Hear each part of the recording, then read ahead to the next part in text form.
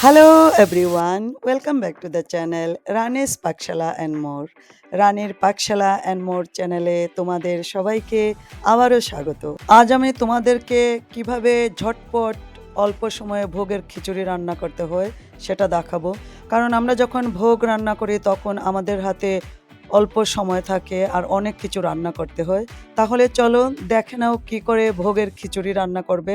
খিচুড়ির জন্য আমি এখানে ডাল চাল সমান ভাগ নিয়েছি 250 গ্রাম 250 গ্রাম। তোমরা চাইলে চাল একটু বেশি দিতে পারো।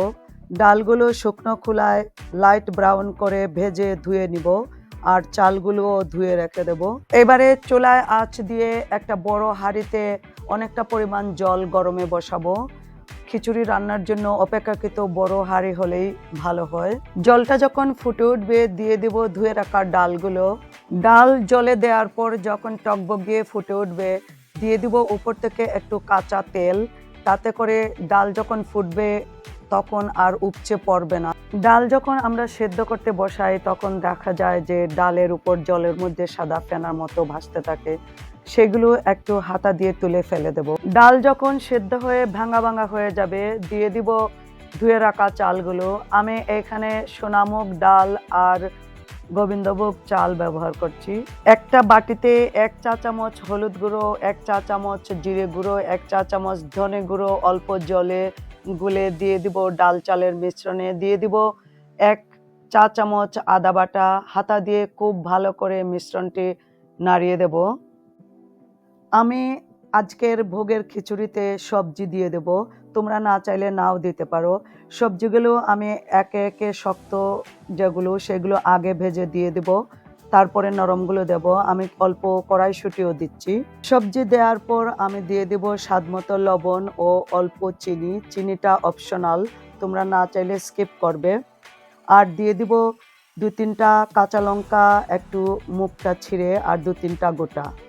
ডাল চাল আর সবজি যখন সেদ্ধ হয়ে যাবে দিয়ে দিব উপর থেকে অল্প গরম মশলা। খুব ভালো করে নাড়িয়ে দেব। এবারে যে কড়াইয়ের মধ্যে সবজিগুলো ভেজেছিলাম সেই কড়াইতে অল্প তেল অল্প ঘি দিয়ে খিচুড়ির ফোড়নটা ভেজে নেব। ফোড়নে দেব গোটা শুকনা লঙ্কা, তেজপাতা, গোটা জিরে। ফোড়নটা ভাজা হয়ে গেলে ঢেলে দেব খিচুড়ির হাঁড়িতে। ফোড়ন ঢালার পরে খুব ভালো করে নাড়িয়ে অল্পক্ষণের জন্য ঢাকা লাগিয়ে রাখবো।